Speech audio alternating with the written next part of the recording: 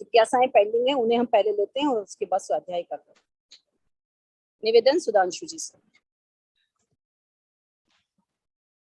कल की 2 जिज्ञासाएं मेरे ध्यान में हैं, तो जिज्ञासा पूछने वाले व्यक्ति पहले सामने रहे, वो अनम्यूट करके। एक प्रश्न था अर्धपुद्गल परावर्त काल के बारे में और दूसरा था दंड के बारे में।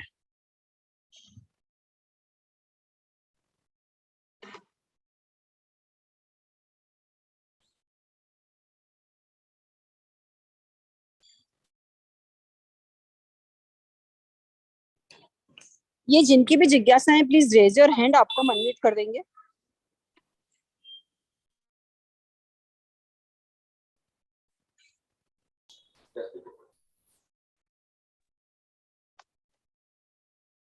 नीता जी अपने आप को अनम्यूट करें प्लीज। हाँ कर दिया। जय जिनेंद्र, कर दिया म्यूट, अनम्यूट। हाँ नीता जी बोलिए, जिज्ञासा क्या है आपकी? वही जो कल मैंने आपसे कहा था ना कि दंडक का जो अर्थ क्या है। ओके, आपने दंडक पूछा है कि दंड पूछा है? अरे सॉरी सॉरी, दंड दंड दंड का अर्थ क्या है?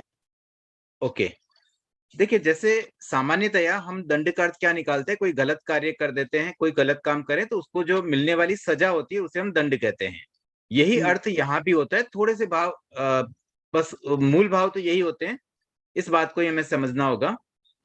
जैसे एक शब्द दंड आता है, दंड उसको भी कहते हैं, एक डंडा होता है, मतलब एक रोड जैसा होता है लकड़ी की, तो उससे किसी को पीटा जा सकता है। तो उसे किसी ने गलत काम किया, उसकी सजा देने के लिए काम आने वाली वस्तु को भी दंड कह दिया गया। और जिस कारण से दंड भोगा जाता है, मतलब जिस कारण से दंड मिलना चाहिए किसी को, उसे भी दंड कह देते हैं। जैसे मन वचन और काय से होने वाली दुष्प्रवृत्ति, कोई दुष्प्रवृत्ति करेगा तो उससे उसे दंड भोगना पड़ेगा, मतलब उसके अशुभ कर्म बंधेंगे और फिर उसकी सजा मिलेगी। उसका फल कर्म, अशुभ कर्म जब फल देंगे तो वो भी एक तरह से दंड के रूप में उस व्यक्ति के साथ रहेंगे। और इसी प्रकार से दंडक शब्द भी इसी दंड से बना है कि दंड भोगने की जो अलग अलग जगह है, अलग अलग प्लेस है या अलग अलग गतियां हैं, उन स्थानों के आधार पर भी दंडक कह दिया गया कि यहाँ पर आप दंड भोगो, जो कर्म आपने किए उसके अनुरूप आपको दंड भोगना है। तो इस प्रकार से हमें दंड का अर्थ समझना होगा। ठीक है ठीक है, बहुत बहुत शुक्रिया।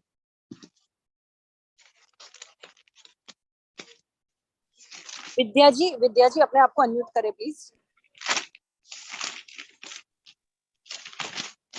जय जिनेंद्र भाई साहब। हाँ जय जिनेंद्र। मेरा एक प्रश्न था, मिथ्यात्वी जो जैसे कल हमने पढ़ा दृष्टि पद में, वैमानिक देवों में दृष्टि 3, 9 ग्रहवक तक तो मिथ्यात्वी जा सकते हैं, 5 अनुत्तर विमान में तो शायद एक ही दृष्टि होती है। प्लीज इसको थोड़ा एक्सप्लेन कर दीजिए। हेलो, आप अनम्यूट हो गए भाई साहब, अनम्यूट नहीं, करें। मुझे आपकी आवाज क्लियर नहीं आई थी, शायद मेरा नेट चला गया था। एक बार पुनः प्रश्न दोहरा दीजिए। 9 ग्रह कल दृष्टि पद में हमने पढ़ा, वैमानिक देवों में दृष्टि 3, 9 ग्रहवक तक तो मिथ्यात्वी जा सकता है, पर 5 अनुत्तर विमान में तो दृष्टि एक ही होती है। तो ये थोड़ा सा समझ में नहीं आया, प्लीज एक्सप्लेन कर दीजिए। हाँ देखिए, जब हम कहेंगे कि वैमानिक देवों में दृष्टि 3, अर्थात किसी भी एक वैमानिक देव में भी मिथ्या दृष्टि है, तो संपूर्ण कैटेगरी में भी वो मानी जाएगी। तो यहाँ पर अच्छा, अगर हम समुच्चय अनुत्तर, हाँ समुच्चय की अपेक्षा से अगर हम ये कह दें कि अनुत्तर विमानों में दृष्टि, तो वहां पर दृष्टि एक आ जाएगी, सम्यक दृष्टि। हाँ हाँ ठीक है, थैंक यू। एक प्रश्न था अर्धपुद्गल परावर्त के बारे में। प्रश्न पूछने वाले व्यक्ति अभी उपलब्ध हो तो इसका उत्तर भी अभी दिया जा सकता है।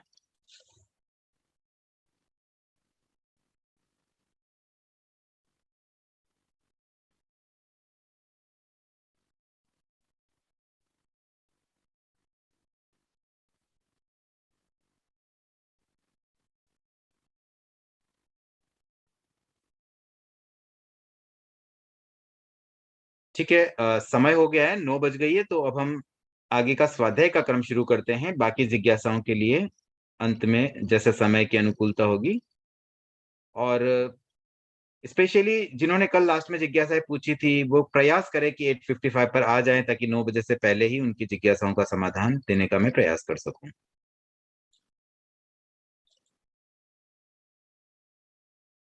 आराध्य देव के श्री चरणों में वंदन। उपस्थित धर्मानुरागी भाइयों एवं बहनों, अब तक हमने ठाणम आगम के प्रथम अध्ययन से 190 सूत्रों को समझने का प्रयास किया। अब हम आगे बढ़ते हैं लेश्या पद की ओर। लेश्याएं, I think most of you जानते ही होंगे लेश्या क्या होती है और कितने प्रकार की होती है। यहाँ पुनः उल्लेख हो ही जाएगा। तो 6 प्रकार की लेश्या हैं और इनका नाम है कृष्ण लेश्या। अब यहाँ पे पहले सूत्र में क्या आ रहा है 191 में, कृष्ण लेश्या वाले जीवों की वर्गणा एक है, मतलब ऑल कृष्ण लेशी जीव, उन सबको कमांडली एक कैटेगरी में डाल दिया गया। उस कैटेगरी का नाम दे दिया कृष्ण लेश्या वाले जीव। इसी प्रकार से नील लेश्या, कापोत लेश्या, तेजो लेश्या, पद्म लेश्या और शुक्ल लेश्या। तो प्रथम 6 सूत्रों में 6 लेश्याओं के नाम हमें प्राप्त हो गए। अब हम वर्गीकरण की बात करें कि कौन सी लेश्या वाले जीव किस किस दंडक में होते हैं। कृष्ण लेश्या वाले नारकीय जीवों की वर्गणा एक है, यानी कि नारकीय जीव में कृष्ण लेश्या के जीव होते हैं। ये बात इससे समझ में आ गई। दूसरी बात है नील लेश्या वाले नारकीय जीवों की वर्गणा एक है। ओके, उसके बाद कापोत लेश्या वाले नारकीय जीवों की वर्गणा एक है। तो यहां पर हमें केवल 3 लेश्याओं के नाम मिले। तो इससे यह समझ में आता है कि नारकीय जीवों के 3 लेश्या होती है। कौन सी लेश्या? प्रथम 3 जो अप्रशस्त हैं। देखिए 6 लेश्या में से प्रथम 3 अप्रशस्त होती है और अंतिम 3 प्रशस्त लेश्याएं होती हैं। अब इसके आगे 200 नंबर सूत्र में अगेन बहुत सारी बात एक साथ समाहित करते हुए यह कह दिया गया, इसी प्रकार जिनमें जितनी लेश्याएं होती है उनके अनुपात से उनकी एक एक वर्गणा है। भवनपति, व्यंतर, पृथ्वी, जल, वनस्पति कायिक जीवों में प्रथम 4 लेश्याएं होती है। अब हम यही यहाँ पे समझना चाह रहे थे कि 24 दंडकों में से किस किस दंडक में कौन सी लेश्याएं होती हैं, तो उसकी डिटेल यहाँ पे समराइज करके ऑलरेडी दे दी गई है। तो सबसे पहले तो भवनपति, व्यंतर, इसके अलावा पृथ्वी, अपकायिक यानी कि जल और वनस्पति कायिक, इन 4 में भवनपति मिलाकर के 5 हो जाते हैं। इन 5 में से देखिए 2 तो है देवगति के भवनपति एंड व्यंतर, और 3 हैं स्थावर वाले पृथ्वी, अप और वनस्पति कायिक। इन जीवों में प्रथम 4 लेश्याएं होती हैं। प्रथम 4 का मतलब क्या हुआ? ये 3 तो वही कृष्ण, नील, कापोत और चौथी हुई तेजो, मतलब पद्म और शुक्ल, इन 2 को छोड़कर शेष 4 लेश्याएं इन सब जीवों में होती। किन किन में होती थोड़ा सा दिमाग में सेट करेंगे तो ध्यान में भी आ जाएगी। उसके बाद है अग्नि, वायु। अब देखिए स्थावर में पृथ्वी, जल, वनस्पति 3 पहले ले लिए थे, अब अग्नि और वायु को लिया, 5 स्थावर आ गए। इसके साथ में द्विन्द्रिय, त्रिन्द्रिय और चतुरेंद्रिय को भी ले लिया गया है। तो इनमें प्रथम 3 लेश्याएं होती हैं। तो जो स्थिति नारकी जीवों की थी वही बात हो गई सेम। तो हम साथ में भी जोड़ सकते हैं कि नरक के जीव प्लस अग्निकाय, वायुकाय, द्विन्द्रिय, त्रिन्द्रिय और चतुरेंद्रिय, इनमें 3 लेश्याएं होती हैं। उसके बाद पंचेंद्रिय, तिर्यंश और मनुष्य, इनमें 6 लेश्याएं होती हैं। देन ज्योतिष्क देवों में केवल 1 तेजो लेश्या होती है। वैमानिक देवों में अंतिम 3 लेश्याएं होती हैं। तो इस प्रकार से यहां पर हमने 24 ही दंडकों के लिए किसमें कौन सी लेश्याएं होती है वो समझ लिया है। अब यहां लेश्या के साथ भवी जीवों को जोड़ते हुए आगे बात बताई गई है कि कृष्ण लेश्या वाले भव सिद्धिक जीवों की वर्गणा एक है, अर्थात जो जीव कृष्ण लेश्या में हैं उनमें भवी जीव भी हो सकते हैं, और अगले सूत्र में अभव सिद्धिक जीवों की बात भी आ गई है, दैट मीन्स अभवी जीव भी हो सकते हैं। इसी प्रकार से 6 लेश्या वाले भव सिद्धिक और अभव सिद्धिक जीवों की वर्गणा एक एक है। तो इससे ये सिद्ध हुआ कि भवी जीव और अभवी जीवों में 6 में से कोई भी लेशा हो सकती है, मतलब वो किसी भी प्रकार की लेशा वाले जीव हो सकते हैं। अब तीनों को मिक्स कर लिया, भवी को भी, लेशा को भी और दंडक को भी।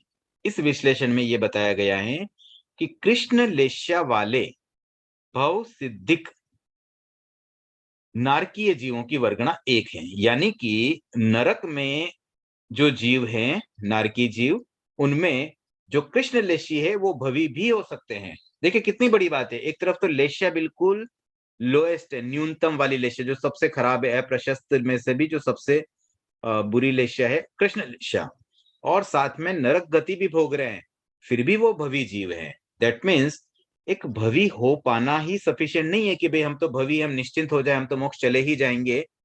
भवी जीव भी कृष्ण लेशी भी बन सकते हैं और साथ में नरक की वेदना भी भोग सकते हैं, तो उतनी तक बात संभव है। तो इससे हमें ये प्रेरणा मिलती है कि अगर हम अपने आप को भवी मानते भी हैं, तब भी हमें प्रबल पुरुषार्थ करना होगा मोक्ष जाने के लिए। सिर्फ भवी हो जाना मात्र मोक्ष का रिजर्वेशन नहीं है। उसके बाद में कृष्णलेशी अभवी नारकीय जीवों की एक वर्गणा है। दैट मीन्स अभवी जीव जो कृष्णलेशी भी हो वे नरक में जा सकते हैं। अब अगेन इसी प्रकार जिनके जितनी लेशाएं होती है उनके अनुपात से भव सिद्धिक और अभव सिद्धिक वैमानी पर्यंत सभी दंडकों की वर्गणा 1-1 है। मतलब किस दंडक में कितनी लेशाएं वो तो हमने क्लियर कर ही लिया। हर एक लेशा के साथ भवी अभवी दोनों जा सकते हैं। कृष्ण लेशा वाले अब सम्यक दृष्टि जीवों की वर्गणा, मतलब यहां दृष्टि को जोड़ दिया। इससे पहले हमने दृष्टि को अलग किया, भवी अभवी को अलग किया, दंडकों को अलग किया। अब हम सारे कॉम्बिनेशन को यूज करेंगे और डिफरेंट डिफरेंट टाइप की जानकारियां हासिल करेंगे। अब यहाँ पर यह बात है कि कृष्ण लेशी वाले जीव सम्यक भी हो सकते हैं या नहीं हो सकते हैं। तो 207 नंबर सूत्र कहता है हो सकते हैं। फिर 208 नंबर सूत्र ये कहता है कि मिथ्या दृष्टि भी कृष्ण लेशी हो सकते हैं। दैट मीन्स कृष्ण लेशी में ये दोनों दृष्टियां आ गई। और अगला सूत्र कहता है सम्यक मिथ्या दृष्टि भी हो सकते हैं। तो कृष्ण लेशा में तीनों प्रकार की दृष्टि के जीव हो सकते हैं। अब आगे बताया गया है कि कृष्ण आदि चौलेशा वाले वैमानिक पर्यंत सभी जीवों में, जिन जीवों में जितनी दृष्टियां हैं उनके अनुपात में उनकी एक एक वर्गणा होगी। तो अगेन इस 210 नंबर सूत्र से हमें पूरी समरी मिल जाती है कि शेष 23 दंडकों के संबंध में किस तरह से हमें समझना है। तो मूल बात देखिए, इस जो अभी लेशा वाला क्रम चल रहा है उसमें मूल बात जो हमें जानने की है, ये पैराग्राफ बहुत महत्वपूर्ण है। एक बार इसको पुनः रिवीजन करते हैं, हो सके तो साथ साथ में याद भी कर लीजिए, क्योंकि देखिए आगम का स्वाध्याय ऐसा तो है नहीं कि हम रोज पढ़ पाएंगे, आगे भी इसको रेगुलर कर पाएंगे। तो जितना जितना साथ साथ में लर्न भी कर लेंगे वो हमारे दिमाग में सेट हो जाए, हमारी धारणा में बैठ जाए, तो आगे की बातें समझने में और ज्यादा आसानी हो जाती है। पुनः हम समझते हैं लेश्याओं को। भवनपति, व्यंतर, पृथ्वी, जल और वनस्पति, ये 5 चीजें आ गई हैं। इनमें प्रथम 4 लेश्याएं हैं। उसके बाद अग्नि, वायु, द्विंद्रिय, त्रियंद्रिय, चतुरेंद्रिय, ये 5 चीजें, इनमें प्रथम 3 लेशाएं। इससे पहले नरक में 3 लेशाएं, वो हम पहले ही कर चुके हैं। तो कुल मिला के 6 दंडक आ गए। 6 दंडकों में प्रथम 3 लेशाएं हैं और 5 दंडकों में प्रथम 4 लेशाएं हैं। उसके बाद में हमने 2 दंडकों की बात की, तिर्यंच, पंचेंद्रिय और मनुष्य, इनमें 6 लेशाएं होती है। तो 13 दंडक यहाँ हो गए। और उसके बाद ज्योतिष्क देव और वैमानिक देव, इनमें बता दिया गया कि इनमें ज्योतिष में तो केवल एक तेजो लेशा है और वैमानिक में अंतिम 3 लेशा है। तो अब हम जिस दंडक की बात करेंगे, मान लीजिए हमें वैमानिक देवों की बात करनी है, आगे वाले क्रम की मैं बात कर रहा हूं, तो वहां पर हम इन 3 लेशाओं की ही बात करेंगे कि उसमें शुक्ल लेशा में भवी जीव, उनकी वर्गणा 1 है। उसके बाद शुक्ल लेशी वैमानिक देवों में अभव सिद्धिकी जीवों की वर्गणा 1 है। इस प्रकार से हमें आगे सारे सेंटेंस फ्रेम करने पड़ेंगे अपने दिमाग में। और भवनपति में 10 दंडक यहाँ पे ऑलरेडी आ गए, तो इस तरह से 24 दंडक पूरे कवर हो जाते हैं।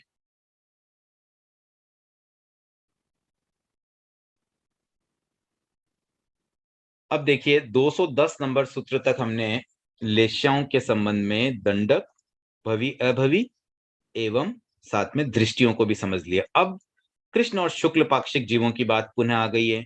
तो कृष्ण लेशी जीव कृष्ण पाक्षिक भी हो सकते हैं, शुक्ल पाक्षिक भी हो सकते हैं। और इसी प्रकार से हमें आगे के क्रम में सभी दंडकों को समझना होगा। ये बात आ गई तो इसमें सारी बातें समाहित हो गई। तो इसमें एक ही बात हमें समझनी है कि 24 ही दंडकों में कृष्ण पाक्षिक और शुक्ल पाक्षिक सभी जीव जा सकते हैं। तो मेन जो अंतर, अब लेश्याओं का ही हमें ध्यान रखना है कि किसमें 4 लेश्या हैं, किसमें 3 हैं, किसमें 1 है, किसमें अंतिम 3 है, किसमें प्रथम 3 है। वो बातें को ध्यान रखते हुए उसके अनुरूप हमें बाकी चीजें सेट करनी है, क्योंकि कृष्ण पाक्षिक भी सब में मिलेंगे, शुक्ल पाक्षिक भी सब में मिलेंगे। और दृष्टि वाली बात भी हम ऑलरेडी डिफरेंस कल कर चुके हैं कि एकेंद्रिय जीवों में तो केवल एक मिथ्या दृष्टि होती है, द्विएंद्रिय, त्रिएंद्रिय और चतुरेंद्रिय जीवों में 2 दृष्टि होती है, सम्यक दृष्टि एवं मिथ्या दृष्टि। एक किसी का प्रश्न भी आया था कि सम्यक दृष्टि द्विएंद्रिय में किस अपेक्षा से, तो वहां सास्वादन सम्यक की अपेक्षा से ही उन्हें सम्यक दृष्टि कहा जाता है। और बाकी शेष जीवों में तीनों ही दृष्टियां पाई जाती हैं। तो यहां तक हमने लेश्या पद पूरा किया। अब मेरा तो एक्चुअली चिंतन यही था हम बीच बीच में जिज्ञासाएं करें, लेकिन कल रचना जी ने मुझे निर्देश दिया कि सारी जिज्ञासाओं का समाधान एक साथ होगा। तो लेश्या से संबंधित कोई भी जिज्ञासा किसी को आती तो वो नोट कर लें, और फिर हम लगभग 5 मिनट पूर्व 9:25 पर जिज्ञासाएं लेना शुरू करेंगे। अब हम आगे बढ़ते हैं सिद्ध पद की ओर। देखिए, सिद्ध कौन होते हैं? जो मुक्त हो जाते हैं। और सिद्धों का भी एक वर्गीकरण मिलता है, सिद्धों के प्रकार मिलते हैं। वैसे तो सिद्ध सब एक जैसे होते हैं, उनका कोई वर्गीकरण संभव नहीं है, क्योंकि सभी मुक्त आत्माएं एक जैसी होती है। उसमें कोई छोटा बड़ा या किसी में ज्यादा गुण है, किसी में कम गुण है, वैसी कोई बात नहीं पाई जाती है, क्योंकि सब केवल ज्ञानी है, सब में अनंत ज्ञान है, अनंत शक्ति है, सब कुछ एकदम एक्सट्रीम लेवल है। जब एक्सट्रीम लेवल आ जाता है तो वहां तरतमता समाप्त हो जाती है। फिर भी किसी अपेक्षा से, देखिए अपेक्षा बार बार आएगी, हम किसी अपेक्षा से सिद्धों का भी वर्गीकरण कर सकते हैं। तो अब यहाँ एक वर्गीकरण आया है कि तीर्थ सिद्धों की वर्गणा एक है, यानी कि कुछ सिद्ध ऐसे होते हैं जो तीर्थ हैं। सभी तीर्थ सिद्ध कंबाइंड रूप से एक कैटेगरी में शामिल करते हुए उन्हें हम कहेंगे तीर्थ सिद्धों की एक वर्गणा है। अब ये क्या होते हैं तीर्थ सिद्ध, थोड़ा थोड़ा समझते हुए आगे बढ़ेंगे। जब कोई तीर्थंकर अरहत भगवान तीर्थ की स्थापना करते हैं, मतलब धर्म का प्रवर्तन करते हैं, और उस धर्म की बात को प्रवचन के द्वारा कहते हैं, और कहने के साथ ही कुछ व्यक्ति, कुछ पुरुषों में से संत बन जाते हैं, कुछ महिलाओं में से साध्वियां बन जाती हैं, और कुछ व्यक्ति जो दीक्षा नहीं ले पाते हैं, उनमें भी पुरुष और महिलाएं क्रमशः श्रावक और श्राविकाएं बन जाती हैं। तब जाकर के 4 तीर्थ पूरे होते हैं। और ऐसे 4 कैटेगरी के व्यक्ति जो उन तीर्थंकरों की वाणी पर श्रद्धा करते हुए उनको फॉलो करते हैं, एक तरह से उनके फॉलोअर्स तैयार हो जाते हैं। तो जब तीर्थंकरों के फॉलोअर्स रेडी हो जाते हैं और उसके बाद उन फॉलोअर्स में से ही कोई तीर्थ बनता है, कोई सिद्ध बनता है, तो वो सिद्ध तीर्थ सिद्ध कहलाते हैं, क्योंकि वो किसी तीर्थंकर के अंडर में तैयार किए हुए थे। अब एक होता है अतीर्थ सिद्ध। मान लीजिए किसी भी तीर्थंकर का कोई शासनकाल नहीं है, उनके द्वारा बताई गई बातों को किसी ने पढ़ा सुना नहीं है, फिर भी कोई सिद्ध बन जाए, ऐसा भी संभव है, जैसे मरुदेवा माता। तो वैसे सिद्धों को कहते हैं अतीर्थ सिद्ध। तीसरी कैटेगरी आती है सिद्धों की, तीर्थंकर सिद्ध, जो स्वयं तीर्थंकर हो, जिन्होंने तीर्थ की स्थापना की हो। 4 तीर्थ जो अभी बताए, साधु साध्वी श्रावक श्राविकाएं, उनकी स्थापना करने वाले और धर्म का प्रवर्तन करने वाले, धर्म का उपदेश देने वाले। प्रवर्तन में इनिशिएशन इज वेरी इंपॉर्टेंट। एक तो किसी ने बताया, किसी ने कहीं पढ़ा, किसी की बताई हुई बात बता देना, वो प्रवर्तन नहीं होता है। जैसे मैं यहाँ कुछ अगर बता पा रहा हूं तो क्योंकि मैंने पढ़ा इसलिए मैं बता पा रहा हूं, इसमें मेरा कुछ भी नहीं है।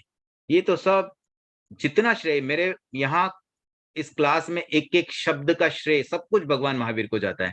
मेरा तो कुछ है ही नहीं, सब उनका ही है, सब उनका दिया हुआ। मैं तो खाली यहाँ पर डिलीवरी करने के लिए बैठा हुआ हूँ, और डिलीवरी भी मैं क्या कर पाऊंगा? मैं तो स्वयं एक जिज्ञासु स्टूडेंट हूँ। मैं खुद यहाँ कुछ सीखने के लिए बैठा हूँ, कुछ समझने के लिए बैठा हूँ।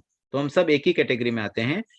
तो मूल बात यहाँ पर यही है कि एक तो तीर्थंकर जो स्वयं सिद्ध बनते हैं उनकी वर्गणा एक अलग हो जाती है, और एक वे सब सिद्ध जो तीर्थंकर न हो, अतीर्थंकर सिद्धों के अंतर्गत आएंगे।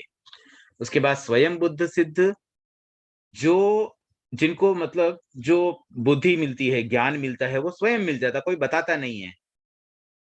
एक तो कोई उनको बताए तब मिले, और एक स्वयं उन्हीं अपने आप मिल जाता है। तो जो ऑटोमेटिक ज्ञान मिल जाता है, अपने आप बुद्ध बन के सिद्ध बनते हैं, वो स्वयं बुद्ध सिद्ध कहलाते हैं।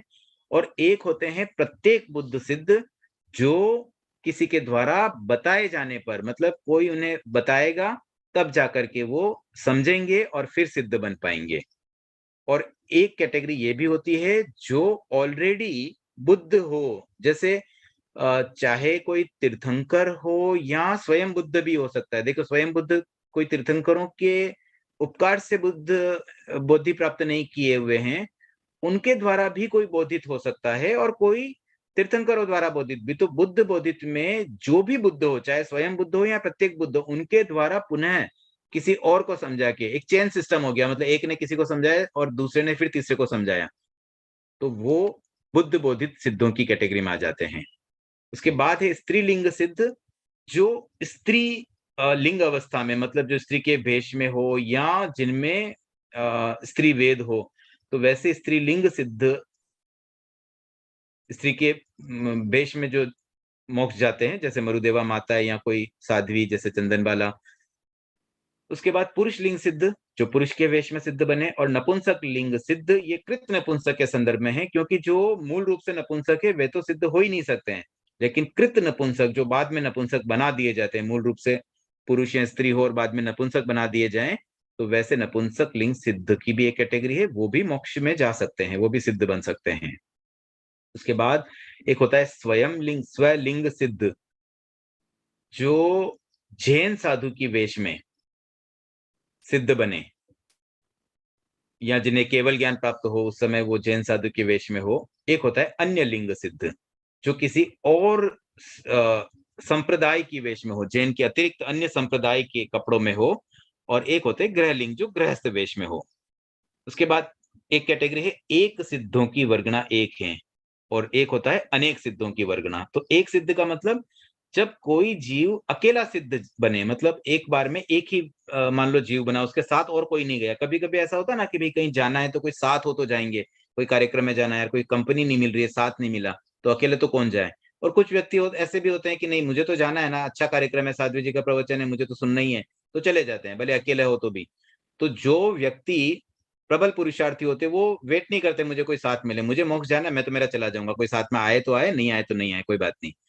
और कभी कभी ऐसा संयोग बैठता है कि अनेक व्यक्ति एक साथ सिद्ध बन जाते हैं। मैक्सिमम 108 108 व्यक्ति, 108 जीव एक समय में एक साथ सिद्ध बन सकते हैं। तो जब कभी मल्टीपल जीव एक ही समय में एक साथ सिद्ध बनते हैं, तो वो अनेक सिद्धों की वर्गणा में आ जाते हैं, उनकी कैटेगरी बन जाते हैं, हम तो साथ साथ में सिद्ध बने थे। उसके बाद एक और वर्गीकरण है, दूसरे समय के सिद्धों की वर्गणा एक है। इसी प्रकार तीसरे चौथे यावत अनंत समय के सिद्धों की वर्गणा एक एक है। देखिए क्या होता है ना, जैसे कोई सिद्ध बने, तो सिद्ध बने, एक तो होते प्रथम समय के सिद्ध, सिद्ध बनते ही जो उनका पहला समय होगा, तो उस समय वो प्रथम समय के सिद्ध कहलाएंगे। फिर एक समय और बीत गया, दूसरा समय आया, तो दूसरे समय के सिद्ध वो कहलाएंगे। तो ऐसे जितने भी सिद्ध बनने के बाद दूसरे समय से गुजरेंगे, उस समय वो दूसरे समय के सिद्ध होंगे। और जैसे ही वो समय भी बीत गया, अगला समय शुरू हुआ, तो तीसरे समय के सिद्ध कहलाएंगे। और फिर इसी प्रकार से चौथे, पांचवे, छठे, ऐसा अनंत समय तक के सिद्धों की वर्गणा होती है। मतलब ऐसे सिद्ध है जिनको अनंत समय हो गया सिद्ध बने हुए, तो वो अनंत समय के सिद्ध की कैटेगरी में आ जाएंगे। तो ऐसे समय के आधार पर भी हम कह सकते हैं, उदाहरण के लिए जैसे कोई दीक्षा क्रम में होता है कि कोई साधु साधियों ने दीक्षा ली, तो कोई कहते हैं भी हमारी दीक्षा को 1 साल हुआ, कोई कहेंगे हमें 2 साल हुआ, कोई 3 साल हुआ, कोई 4 साल हुआ। तो 3 साल पहले दीक्षित होने वाले सब साधु साधियों की एक कैटेगरी बना दी, 4 साल वालों की एक बना दी। तो वैसे ही सिद्धों में भी हो गया, कौन कब सिद्ध बने, कितना समय उनको बीत गया, उसके अकॉर्डिंगली वो सब एक कैटेगरी के हो गए। अब बात करेंगे हम पुद्गल पद की। वैसे पुद्गल पद ऑलरेडी पहले आया था, जिसमें हमने पुद्गल के जितने भी रूप थे, वर्ण, गंध, रस, स्पर्श के जो भेद थे, उन सब के बारे में अलग अलग बात कर ली थी। अब यहाँ पर एक अलग तरीके से कुछ बताया गया है। परमाणु पुद्गलों की वर्गणा एक है, मतलब क्या होता है, जितने भी परमाणु है पुद्गलों का, जो स्मॉलेस्ट यूनिट है, सबसे छोटा अंश, जिसको और ज्यादा तोड़ा नहीं जा सकता, उसको डिवाइड नहीं कर सकते हैं, उसको बोलते हैं परमाणु। तो ऐसे जितने भी परमाणु हैं उन सब की वर्गणा एक है, यानी कि ऑल परमाणु, उनकी एक जाति, उनको संग्रहण की दृष्टि से एक वर्गणा में ले लिया गया है। इसी प्रकार से द्विप्रदेशी, देखिए परमाणु अकेला होता है, उसमें कोई प्रदेश नहीं कहलाता है, वो एक प्रदेशी भी बोल सकते हैं, नहीं तो केवल परमाणु कह दें। और उसके बाद दो परमाणु अगर मिलकर के कोई स्कंद बन जाए, तो वैसे स्कंदों को हम कहेंगे द्विप्रदेशी स्कंद। तो ऐसे जितने भी इस लोक में द्विप्रदेशी स्कंद है, उन सब की एक वर्गणा है, मतलब उन सब की एक कैटेगरी है। इसी प्रकार से त्रिप्रदेशी की भी होगी, चार प्रदेशी की भी होगी, 5, 6, 7, 8, आगे बढ़ते जाएंगे अनंत तक। तो अनंत प्रदेशी स्कंदों की भी एक अलग वर्गणा होगी, तो मतलब प्रत्येक की एक एक वर्गणा हो रही है। इसी प्रकार से पुद्गलों के क्रम में एक प्रदेशावगाढ़ पुद्गल। प्रदेशावगाढ़ का मतलब क्या होता है, जैसे ये पूरा लोक है, लोकाकाश, इस लोकाकाश में असंख्य प्रदेश हैं। धर्मास्तिकाय में भी असंख्य प्रदेश है, अधर्मास्तिकाय में भी असंख्य प्रदेश है, और जीवों में भी असंख्य प्रदेश है। इन सबके प्रदेशों की संख्या समान है। तो ऐसे जो टोटल असंख्य प्रदेश है, उनमें से किसी एक प्रदेश पर अवगाढ़ मतलब स्थिर, कोई स्थित हो जाए, एक प्रदेश की जगह को घेर करके एक पुद्गल अवस्थित है, तो वैसे पुद्गलों की वर्गणा एक है। मतलब वे सारे पुद्गल जो एक ही प्रदेश पर स्थित है, सिंगल प्रदेश पर। इसी प्रकार से कोई दो प्रदेश को ऑक्यूपाई करता है, मतलब ये स्पेस है, कितने जगह पे आप फैले हुए हो। फिर दो प्रदेशों पर जितने पुद्गल समाहित हैं, वैसे वैसे जितने भी पुद्गल हैं उनकी एक कैटेगरी अलग बना दी। इसी प्रकार से 3, 4, 5 और असंख्य प्रदेशावगाढ़। असंख्य क्यों आया है, क्योंकि लोकाकाश में असंख्य प्रदेश होते हैं, यहाँ अनंत शब्द नहीं आया है। इन पर भी थोड़ा ध्यान देना होगा हमें। असंख्य क्या होता है, अनंत क्या होता है, संख्य क्या होता है। संख्या 2 से लेकर शीर्ष पहलिका तक होती, एक को संख्या नहीं माना गया है। और शीर्ष पहलिका के आगे असंख्य प्रारंभ होता है, और फिर एक असंख्य की बहुत लंबी रेंज है, और उस रेंज के समाप्त होने के बाद अनंत प्रारंभ होते हैं। तो यहाँ पर असंख्य प्रदेशावगाढ़ तक ही लिया गया है, ये बात ध्यान देने की है। उसके बाद एक समय की स्थिति वाले पुद्गलों की वर्गणा। अब स्थिति का मतलब होता है उसका ड्यूरेशन, मतलब उसकी लाइफ। एक तरह से पुद्गल की भी एक लाइफ होती है, आज ये पुद्गल है कल नहीं रहेगा, ये भी नष्ट हो जाते हैं, पुद्गल भी नष्ट होते रहते हैं। तो नष्ट होते हैं, एक दूसरे में विलीन हो जाते हैं, टूटते हैं, जुड़ते हैं, बहुत सारी उनमें भी प्रोसेस होती है। तो ऐसे पुद्गल जो केवल एक समय के लिए होते हैं, एक समय के लिए पुद्गल बने और पुनः वापस बिखर गए, तो वैसे एक समय की स्थिति वाले पुद्गलों की एक वर्गणा है। फिर 2 समय की स्थिति, 3, ये काल के आधार पर कर लिया, ड्यूरेशन के आधार पर। इसी प्रकार से 3 समय यावत असंख्य समय, यहां भी देखिए असंख्य समय की बात आई है। इसका मतलब क्या हुआ, इससे हमें ये बात सीखने को मिली कि कोई भी पुद्गल असंख्य समय से अधिक समय तक एक अवस्था में नहीं रह पाएगा, उसके बाद तो उसको बिखरना ही है। मतलब अनंत समय तक कोई पुद्गल हो अगर होता तो वहां उसकी भी एक वर्गणा दे दी जाती। दैट मीन्स ऐसी कोई एग्जिस्टेंस ही नहीं है, ऐसा कोई अनंत समय तक की स्थिति वाला कोई पुद्गल इस लोक में नहीं है। तो मैक्सिमम पुद्गलों की स्थिति असंख्य समय ही हो सकती है।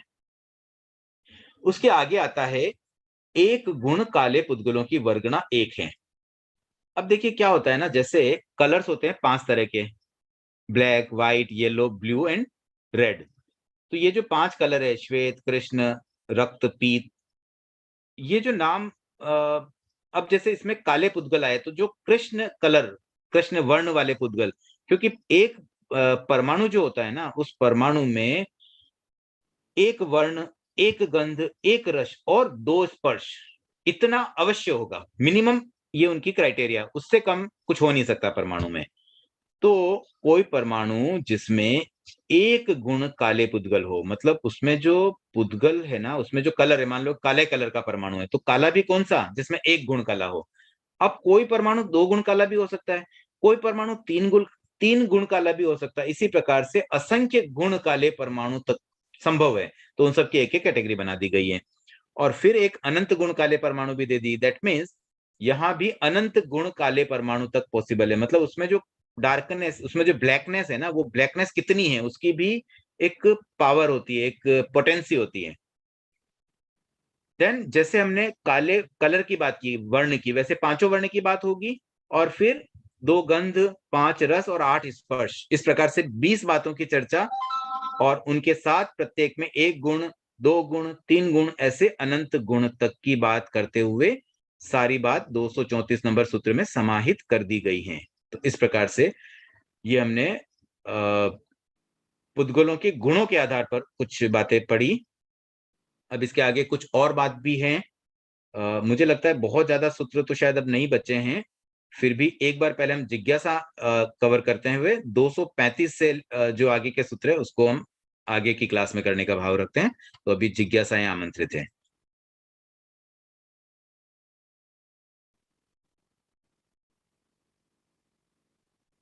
हाँ अंजना जी।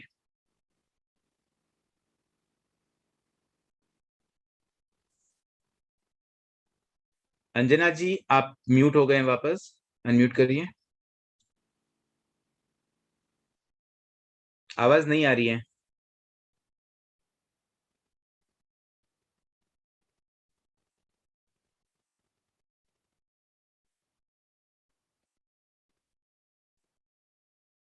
अंजना जी आपकी आवाज नहीं आ रही, तब तक एक बार एडमिन थोड़ा ध्यान दे, प्रिया जी को एक बार ऑनलाइन कर लेते हैं।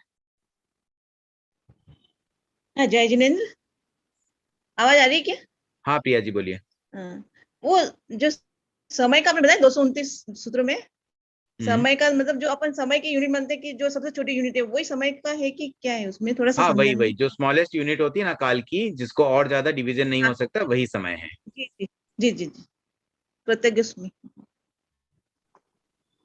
जी प्रभा जी।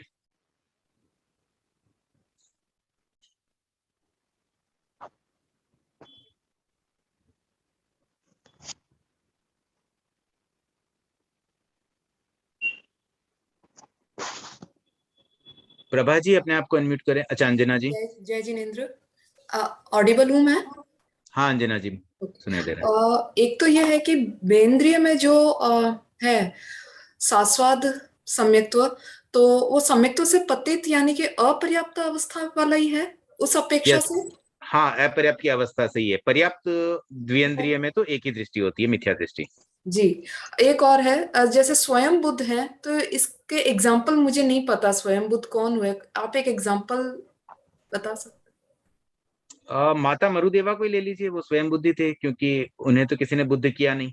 हाँ हाँ, और नपुंसक में कौन है जो बुद्ध हुए हैं? नहीं ये एग्जाम्पल मेरे ध्यान में तो नहीं आ रहा, कहीं ना कहीं शास्त्रों में आया भी हो सकता है, मेरे पढ़ने में नहीं आया, लेकिन बस वो हम एक सोच सकते हैं, ऐसा पॉसिबल है इसलिए दिया हुआ है। जी जी, अब बस हो गई मेरी, बहुत बहुत थैंक यू, धन्यवाद। हाँ प्रभा जी। जय जिनेन्द्र सर, प्रदेशावगाढ़ पुद्गल, उसको एक बार समझना था। प्रदेशावगाढ़, इसको ना देखिए 2 शब्दों का संधि विच्छेद कर लीजिए। प्रदेश अलग है, अवगाढ़ अलग है। अवगाढ़ का मतलब ऑक्यूपाई करना, कोई जगह को, प्लेस को ऑक्यूपाई करना। अब जैसे कोई व्यक्ति बैठने के लिए कितनी जगह लेता है, जैसे मान लो ऑटो रिक्शा में कभी कभी हम 3 व्यक्ति बैठ जाते हैं, तो 3 व्यक्ति वहां पे ऑक्यूपाई हो जाते हैं। कोई अगर मोटा व्यक्ति तो शायद 2 व्यक्ति ही बैठ पाए।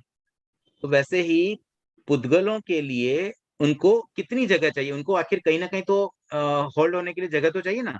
तो वो जो अवगाहन मतलब उनकी स्पेस, जहां पर वो स्थिर होंगे, जहां वो अपना एक स्थान पे ऑक्यूपाई हो जाएंगे, वो स्थान को अवगाढ़ कहेंगे। तो वैसा यहाँ जो बताया गया है प्रदेश अवगाढ़, मतलब कितने प्रदेशों पर उनको स्थिर ये होना है, समझे मतलब कि वो जिस स्थान में समा सके। यस यस एग्जैक्टली, मतलब उनकी लोकेशन है, जितनी जगह उनको चाहिए, बस जितना स्पेस उन्हें चाहिए उतनी स्पेस। ओके, और एक बुद्ध बोधि का आपने कुछ बताया था, जो ऑलरेडी एक बुद्ध हो, चाहे स्वयं बुद्ध हो या प्रत्येक बुद्ध हो, उनके द्वारा बोधित ओके, कोई व्यक्ति सिद्ध बन जाए तो वो बुद्ध बोधित सिद्ध कहलाएगा। और एक शब्द यावत, वो बार बार आ रहा है। यावत का मतलब होता है तक, यहां से यहां तक, टिल, तक। TILL जो इंग्लिश में बोलते हैं ना, टिल। हाँ जी हाँ जी हाँ जी, ठीक, धन्यवाद साहब।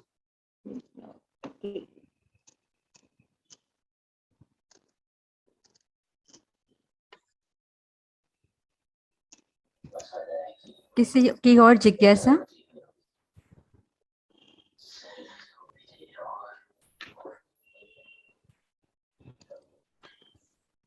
ठीक है, और कोई जिज्ञासा अवशेष नहीं है। एक अर्ध पुद्गल परावर्त के बारे में एक जिज्ञासा जिसने रखी थी, वो उन्होंने स्टार्ट में भी नहीं पूछा, अंत में भी नहीं पूछा है, तो कल अगर वो 8:55 पे आ सकेंगे तो उस समय वो जिज्ञासा के बारे में कुछ चर्चा कर सकेंगे। आज के लिए हम यहीं विराम करते हैं। ओम अरहम।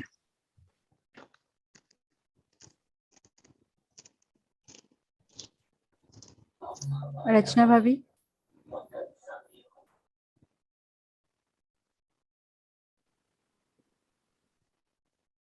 बहुत बहुत आभार, कृतज्ञता भाई साहब आपके प्रति।